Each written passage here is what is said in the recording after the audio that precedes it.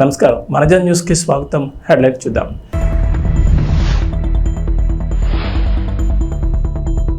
పోలవరం పూర్తికి చంద్రబాబు సర్కార్ కీలక నిర్ణయం.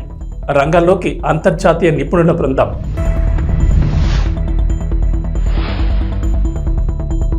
హైదరాబాద్ తో సమానంగా వరంగల్ అభివృద్ధి. ఇన్నర్ ఔటర్ రింగ్ రోడ్లపై సీఎం రేవంత్ రెడ్డి ఆదేశాలు.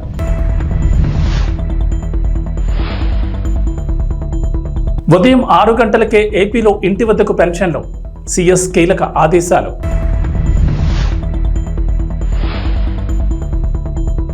టీ20 వరల్డ్ కప్ లో భారత్ ఘన విజయం. సంబరాల్లో మునిగి తేలిన అభిమానులు. పోలవరం ప్రాజెక్టును సందర్శించేందుకు వివిధ దేశాలకు చెందిన అంతర్జాతీయ జలవనరుల బృందం ఆంధ్రప్రదేశ్ చేరుకుంది. పోలవరం ప్రాజెక్టులో కీలక సాంకేతిక సవాళ్లను పరిష్కరించే లక్ష్యంతో వారు రంగంలో దిగారు. అమెరికా, కెనడాకు చెందిన 4 ఎక్స్పర్ట్స్ శనివారం ఢిల్లీకి చేరుకోగా నేటి నుంచి పోలవరంలో 4 రోజుల పాటు వారు పర్యటించనున్నారు. 2 రోజుల పాటు పోలవరం ప్రాజెక్టును పూర్తిగా పరిశీలించనున్నారు.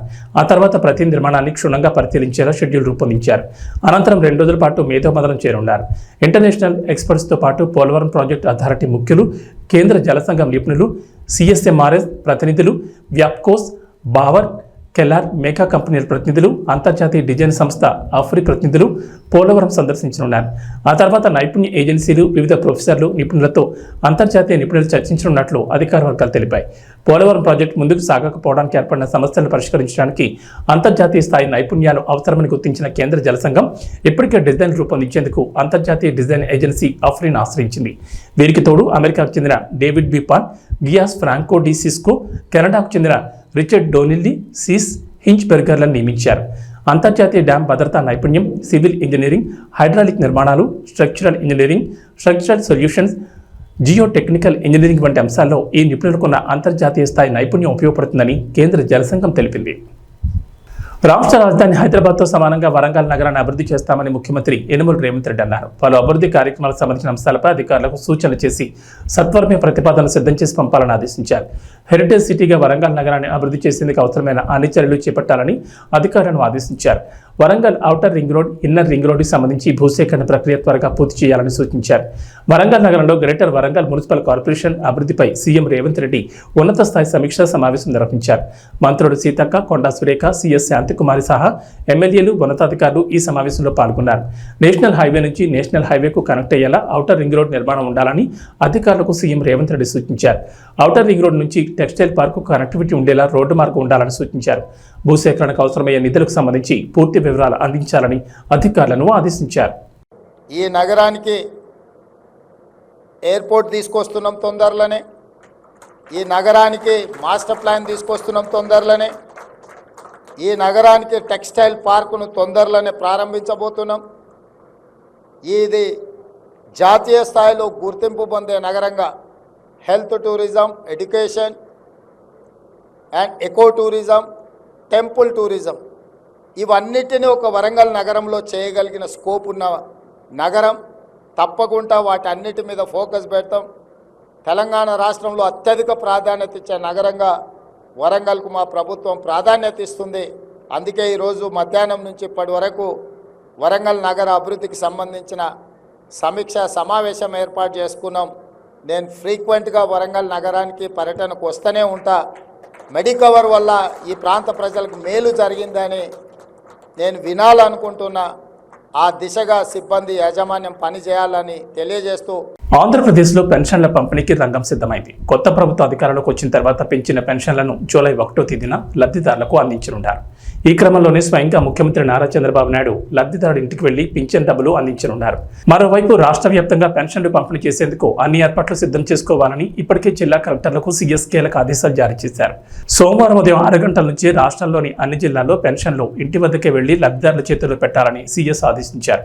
అందుకు ముందుగానే డబ్బులు బ్యాంకుల నుంచి విత్డ్రా చేసుకుని ఉంచుకోవాలని అధికారులకు ఆదేశాలు జారీ చేశారు.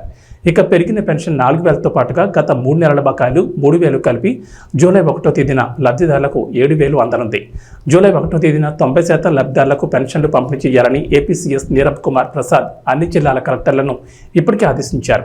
సీఎం చంద్రబాబు నిర్ణయం మేరకు కలెక్టర్లకు సీఎస్ ఆదేశాలు జారీ చేశారు. ఏపీలో మొత్తం 65,18,496 మంది పెన్షన్ లబ్ధిదారులు ఉన్నారు. ఇందుకోసం ప్రభుత్వం 4,399.89 కోట్ల నిధులను ఇప్పటికే విడుదల చేసింది. ఇక 1వ తేదీ రోజు పెన్షన్లు అందని వారికి తర్వాత రోజు ఖచ్చితంగా అందజేయాలని స్పష్టం చేశారు. ఇక పెన్షన్ల పథకానికి సంబంధించిన పేరును ఎన్టీఆర్ భరోసాగా పంపిణీ చేశారు. ఈ క్రమంలోనే గుంటూరు జిల్లాలోని తాడేపల్లి మండలం పెనుమాకలో ఇంటింటికి వెళ్లి పెన్షన్లు పంపిణీ చేయనున్నారు. ఇలా సీఎం ఇంటింటికి వెళ్లి పెన్షన్లు పంపిణీ చేయడం ఇదే మొదటిసారి కావడం గమనార్హం. 1వ తారీఖు నుంచి మరి చంద్రబాబు నాయుడు గారు ఎన్టీఆర్ భరోసా కింద ప్రతి ఒక్కరికి 4,000 రూపాయలు పెన్షన్ ఇచ్చే కార్యక్రమాన్ని కూడా ప్రారంభించుకుంటున్నాం. ఏప్రిల్ నుంచి కూడా లెక్క పెట్టుకుని ఏప్రిల్, మే, జూన్ 3 నెలలకు కలిపి 3,000 రూపాయలు ప్లస్ జూలై 4,000 కలిపి 7,000 రూపాయలు రేపు 1వ తారీఖు ఉదయం 6 గంటల నుంచి నేరుగా ఇంటికి తీసుకొచ్చి వారికి స్వయంగా అందించే కార్యక్రమాన్ని కూడా మరి ప్లాన్ చేసుకోవడం జరుగుతుంది. అది కూడా అందించడం జరుగుతుంది. అర్హులైనటువంటి అందరికీ ఇవ్వాలనే లక్ష్యంతో ఈ కార్యక్రమం చేస్తున్నాం. ఇందులో ఎక్కడా కూడా గతంలో చాలా బోగస్లు ఉన్నాయి, ఇక్కడ కూడా మా దృష్టికి వచ్చినాయి. ఇవన్నీ కూడా మేము అరికట్టి ప్రజాధనాన్ని ఎక్కడ కూడా దుర్వినియోగం కాకుండా చేయాలనే లక్ష్యంతోనే ఈ కార్యక్రమం చేస్తున్నాం. ఎందుకంటే గతంలో చూసాం, గత ప్రభుత్వంలో పెన్షన్ని ముఖ్యమంత్రి జగన్మోహన్ రెడ్డి గారు, మరి చంద్రబాబు నాయుడు గారు, అలాగే ఎన్టీ రామారావు గారు 75 రూపాయలతో పెన్షన్, 35 రూపాయలతో పెన్షన్ స్టార్ట్ చేశారు. దాన్ని 75 రూపాయలు చేస్తే తర్వాత 200 ఉన్న పెన్షన్ ని 2,000 రూపాయలు చేసింది కూడా చంద్రబాబు నాయుడు గారు. 2,000 రూపాయల పెన్షన్ 3,000 రూపాయలు చేస్తానని చెప్పి ప్రజల్ని మోసం చేశారు జగన్మోహన్ రెడ్డి గారు. వచ్చిన వెంటనే చేస్తానని, తర్వాత దశల వారీగా అని చెప్పి మరి సంవత్సరానికి 250 రూపాయలు పెంచుతానని చెప్పి 5 సంవత్సరాల పాటు ప్రజలు మోసం చేశారు. దాదాపు 30,000 రూపాయలు వాళ్ళు ప్రతి ఒక్క పెన్షన్దారుడు 30,000 రూపాయలు వాళ్ళు జగన్మోహన్ రెడ్డి వల్ల నష్టపోయారు. ఇవాళ ఈ ప్రభుత్వం వచ్చిన వెంటనే చంద్రబాబు నాయుడు గారు ఇచ్చినటువంటి హామీ ప్రకారం 4,000 రూపాయలు ఇవాళ మేము పెన్షన్ ఇవ్వడం అనేది ఇవాళ ఇది ఒక, ఎందుకంటే అవ్వాతాతలు ఎవరైతే వృద్ధులు ఉన్నారో, వితంతులు ఉన్నారో, వికలాంగులు ఉన్నారో 100% ఉన్నటువంటి వికలాంగులకు కూడా ఇవాళ 15,000 రూపాయలు. ఇవన్నీ కూడా మేము చేసుకుని ముందుకెళ్ళబోతున్నాం. మరి ప్రజలకి న్యాయం చేయాలి, ఈ రాష్ట్రంలో స్వచ్ఛమైన పరిపాలన అందించాలనేది లక్ష్యంగా పనిచేస్తున్నాం. మరి ప్రజా దర్బారులో ప్రతి వారం ఇది నడుస్తుంది. ప్రతి ఒక్కరు కూడా దీంట్లో భాగస్వాములే. మన నియోజకవర్గాన్ని అభివృద్ధి, సంక్షేమ బాటలో నడవాలని ప్రతి ఒక్కరిని కూడా కోరుకుంటూ, తెలుగుదేశం కూటమి అధికారంలోకి వచ్చిన తర్వాత ఆంధ్రప్రదేశ్లో సంచలన మార్పులు చోటు చేసుకుంటున్నాయి. గత వైసీపీ పాలనలో రాష్ట్రాల్లోని అన్ని వ్యవస్థలు ధ్వంసమయ్యాయని పేర్కొన్న తెలుగుదేశం కూటమి ప్రభుత్వం వాటన్నింటినీ చక్కదిద్దామని ఇప్పటికే ఎన్నోసార్లు తేల్చి చెప్పింది. ఈ నేపథ్యంలోనే తిరుమల తిరుపతి దేవస్థానంపై నారా చంద్రబాబు నాయుడు సర్కార్ మరింత దృష్టి సారించింది. తిరుమల దర్శనానికి వచ్చే భక్తులకు అన్ని సౌకర్యాలు కల్పించడంతో పాటు తిరుమలలో లడ్డు, ఉచిత అన్నప్రసాదాల నాణ్యతలో ఎలాంటి రాజీ పడకూడదని నిర్ణయించింది. భక్తులకు మంచి రుచితో కూడిన ప్రసాదాలు అందించాలని కీలక చర్యలు చేపడుతోంది. తాజాగా తిరుపతిలోని తిరుమల తిరుపతి దేవస్థానం పరిపాలనా భవనంలో అధికారులు, డైరీ నిపుణులతో టీటీడీ ఈవో జె శ్యామలరావు సమీక్ష సమావేశం నిర్వహించారు. శ్రీవారి లడ్డు నాణ్యతను మరింత పెంచడానికి వెంటనే చర్యలు తీసుకోవాలని అధికారులకు ఆదేశాలు జారీ చేశారు. లడ్డు తయారీలో వినియోగించే నెయ్యి విషయంపై ప్రధానంగా ఫోకస్ పెట్టారు. నాణ్యమైన నెయ్యిని ఎలా కొనుగోలు చేయాలి, కొనుగోలు చేసిన నెయ్యిని ప్రస్తుతం పరీక్షిస్తున్న విధంగా కాకుండా మరింత అత్యాధునికంగా సాంకేతిక పరిజ్ఞానంతో ఎలా పరీక్షించాలి వంటి అనేక అంశాలపై చర్చించారు. ఈ క్రమంలోనే అందుకు తీసుకోవాల్సిన చర్యలు తెలపాలని అధికారులకు సూచించారు. తెలంగాణ ప్రత్యేక రాష్ట్రంగా ఆవిర్భవించి 10 ఏళ్లు దాటింది. మొన్నటి వరకు 2 తెలుగు రాష్ట్రాలకు హైదరాబాద్ ఉమ్మడి రాజధానిగా ఉండగా ఇక నుంచి నగరం తెలంగాణకు మాత్రమే రాజధాని కాగా ఏపీ, తెలంగాణ మధ్య ఇప్పటికీ కొన్ని విభజన సమస్యలు పరిష్కారం కాకుండా అలాగే వివాదం కొనసాగుతోంది. తెలంగాణ నుంచి ఏపీకి భారీగా నిధులు రావాల్సిందని ఏపీ మున్సిపల్ శాఖ మంత్రి నారాయణ వెల్లడించారు. ఏపీ హౌసింగ్ బోర్డు లెక్కల ప్రకారం ఆ రాష్ట్రం నుంచి ఏపీకి సుమారు 5,170 కోట్లు రావాల్సిందన్నారు. 2 తెలుగు రాష్ట్రాల ఉమ్మడి ఆస్తులకు సంబంధించి సుప్రీం హైకోర్టులో కేసులున్నాయని మంత్రి వెల్లడించారు. ఆ కేసులు త్వరితగతిన పరిష్కారం అయ్యేలా అందుకు అనుగుణమైన చర్యలు తీసుకోవాలని ఉన్నతాధికారులను ఆదేశించారు. వేల కోట్ల ఆస్తులున్న సంస్థల విషయంలో 2 తెలుగు రాష్ట్రాల మధ్య ఇంకా వివాదం కొనసాగుతూనే ఉందన్నారు. ముఖ్యంగా 9, 10 షెడ్యూళ్లలో ఉన్న సంస్థల విషయంలో విభజన సమస్యలు కొలిక్కి రావడం లేదని చెప్పారు.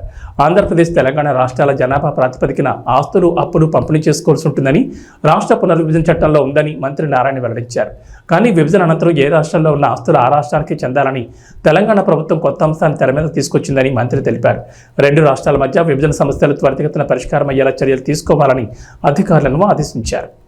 కర్నూలు జిల్లా కేంద్రంలో పారిశుద్ధ్య నిర్వహణ మెరుగ్గా ఉండడంతో పాటు కర్నూలు నగర సమీపంలోని జగన్నాథ గట్టుపై ఉన్న టిడ్కో గృహాల్లో మౌలిక వసతులు కల్పించాలని సంబంధిత అధికారులను రాష్ట్ర పరిశ్రమలు, వాణిజ్యం, ఫుడ్ ప్రాసెసింగ్ శాఖ మంత్రి టీజీ భరత్ ఆదేశించారు.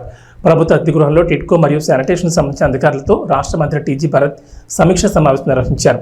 ఈ సందర్భంగా మాట్లాడుతూ కర్నూలు నగరంలోని వీధుల్లో పారిశుద్ధ్యం నిర్వహణ మెరుగ్గా చేపట్టాలని రాష్ట్ర పరిశ్రమలు, వాణిజ్యం, ఫుడ్ ప్రాసెసింగ్ శాఖ మంత్రి టీజీ భరత్ అధికారులను ఆదేశించారు. రాష్ట్ర ప్రభుత్వ అతిథి గృహంలో శానిటేషన్ అధికారులు, సిబ్బందితో ఆయన సమీక్ష నిర్వహించారు. డ్రైనేజీలు శుభ్రం చేయడం, చెత్త సేకరణపై చర్చించారు. ప్రతిరోజు క్రమం తప్పకుండా కాలువలు శుభ్రం చేయాలన్నారు. తమ ఫ్యాక్టరీ నుండి ఉచితంగా అందజేస్తున్న హైపో ద్రావణాన్ని తీసుకుని వీధుల్లో పిచికారీ చేయాలని ఆదేశించారు. ఏ రోజు ఎక్కడెక్కడ హైపో ద్రావణం పిచికారీ చేస్తున్నారో డైలీ రిపోర్ట్ ఇవ్వాలన్నారు. అంటువ్యాధులు ప్రబలకుండా ఉండేందుకు పారిశుద్ధ్య పనులు సక్రమంగా చేయాల్సిన అవసరం ఉందన్నారు. పారిశుద్ధ్య విభాగంలో సరైన సిబ్బంది లేకపోవడం, ఆర్థిక వనరుల కొరత ఉందన్నారు. ఈ విషయంపై మున్సిపల్ కమిషనర్తో మాట్లాడతానని, అవసరమైతే మున్సిపల్ శాఖ మంత్రితో మాట్లాడి సమస్యను పరిష్కరిస్తానని మంత్రి టీజీ భరత్ తెలిపారు. కర్నూలు నగర సమీపంలోని జగన్నాథ గట్టుపై 10,000 టిడ్కో గృహాలు మంజూరయ్యాయని, ఈ గృహాల కోసం అర్హులైన వారి వివరాలను వార్డు వైజ్గా లిస్ట్ తయారు చేసి ఇవ్వాలని సంబంధిత అధికారులను మంత్రి ఆదేశించారు. గృహాలు పూర్తి కావడానికి ఇంకా ఎంత నిధులు అవసరమని మంత్రి అధికారులను అడిగి తెలుసుకున్నారు. త్వరితగతిన మౌలిక సదుపాయాలు ఏర్పాటు చేసి ప్రజలు గృహాల్లో నివసించే విధంగా చర్యలు తీసుకోవాలని అన్నారు. ఈ సమావేశంలో TIDCO SC Rajasekhar, municipal MHO Visweswarareddy, sanitation supervisor Nagaraju తదితరులు పాల్గొన్నారు.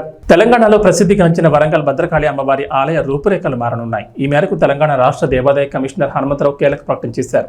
30 కోట్లతో ఆలయ అభివృద్ధి పనులు చేపట్టనున్నట్లు వెల్లడించారు. ఆలయం చుట్టూ మాడవీధులు, రాజగోపురాల నిర్మాణం చేపట్టనున్నట్లు వెల్లడించారు. కాకతీయ పట్టణాభివృద్ధి సంస్థ రూపొందించే ప్రణాళికతో భద్రకాళి ఆలయ అభివృద్ధి పనులు చేస్తామన్నారు. శనివారం భద్రకాళి అమ్మవారికి ఆయన ప్రత్యేక పూజలు చేశారు. అనంతరం మహామండపంలో దేవాదాయ శాఖ అధికారులతో కలిసి మాడవీధులు, రాజగోపురాల ప్రణాళికలను పరిశీలించారు. కూడా ద్వారా ఆలయ అభివృద్ధికి 30 కోట్లు కేటాయించినట్లుగా అధికారులు వెల్లడించారు. రాష్ట్ర దేవాదాయ శాఖ నుంచి కూడా ఆలయ అభివృద్ధికి తగిన సహకారం అందిస్తామన్నారు. మాడవీధుల అభివృద్ధి పనుల్లో భాగంగా ఇప్పటికే వేద పాఠశాల బిల్డింగులు కూల్చేశారని, మరికొద్ది రోజుల్లో అన్నదాత సత్రం, ప్రసాదాలు తయారు చేసే పోర్టు భవనాలు కూల్చేస్తారని తెలిపారు. ఆలయ కార్యనిర్వాహక అధికారి కార్యాలయం, కొత్త భవన నిర్మాణాలకు రాష్ట్ర ప్రభుత్వం ద్వారా నిధులు మంజూరు జరిగేలా చూడాలని ఈవో శేషుభారతి హనుమంతరావును కోరారు. అందుకు ఆయన సానుకూలంగా స్పందించారు.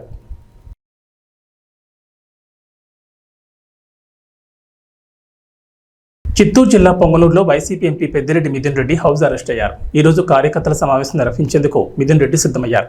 ఈ పర్యటనకు మిథున్ రెడ్డి వెళ్తే గొడవలు జరిగే అవకాశం ఉందనే ముందస్తు సమాచారంతో ఆయనకు పోలీసులు అనుమతి ఇవ్వలేదు. దీంతో మిథున్ రెడ్డి ఇంటి దగ్గర ఉద్రిక్త పరిస్థితులు నెలకొన్నాయి.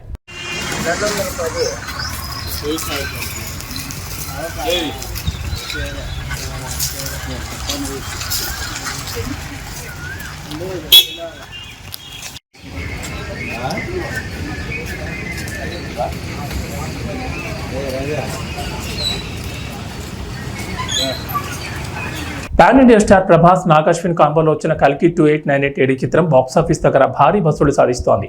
ప్రపంచవ్యాప్తంగా 2 రోజుల్లో 298.5 కోట్ల వసూలు సాధించింది కల్కి. ఈ వీకెండ్లో వసూళ్లు ఇంకా పెరిగే అవకాశం ఉంది.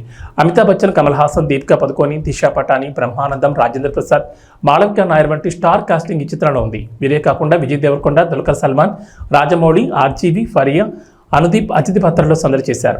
ఇక సినిమాలో కాంప్లెక్స్ లో సాగే టక్కర సాంగ్ విపరీతంగా ఆకట్టుకుంటోంది. ఈ పాటలో దిశా పాటని అందాలు, ప్రభాస్ క్యూట్ స్టెప్పులు ఆడియన్స్ ని ఫిదా చేశాయి. మరి ఈ పాటకి Malayala super star Mohanlal step లేస్తే ఎలా ఉంటుంది? కల్కి సినిమాలో వనరులన్నీ కలిగిన కాంప్లెక్స్ కి భైరవ, రోక్సీ వెళ్ళినప్పుడు ఈ పాట వస్తుంది. అక్కడ వారు చూసిన వింతలు, విశేషాలకి ఎలా ఫీల్ అయ్యారనే దానిపై ఈ పాటను చిత్రీకరించారు. ఈ పాట యూట్యూబ్లో రిలీజ్ అయినప్పటి నుంచి రికార్డ్ వ్యూస్ వస్తున్నాయి. ఇక సోషల్ మీడియా ఓపెన్ చేస్తే చాలు ఈ పాట కనిపిస్తోంది. తాజాగా ఈ పాటకి హీరో మోహన్ లాల్ స్టెప్ వేసిన వీడియో ఒకటి వైరల్ అవుతోంది. తొలిసారి వరల్డ్ కప్లో ఫైనల్ చేరిన సౌత్ ఆఫ్రికా ఓవైపు, వరుసగా 2 సార్లు ఐసీసీ ఫైనల్లో ఓడి 3వ సారి ఎలాగైనా సరే కప్పు కొట్టాలనే పట్టుదలతో ఉన్న టీమిండియా మరోవైపు.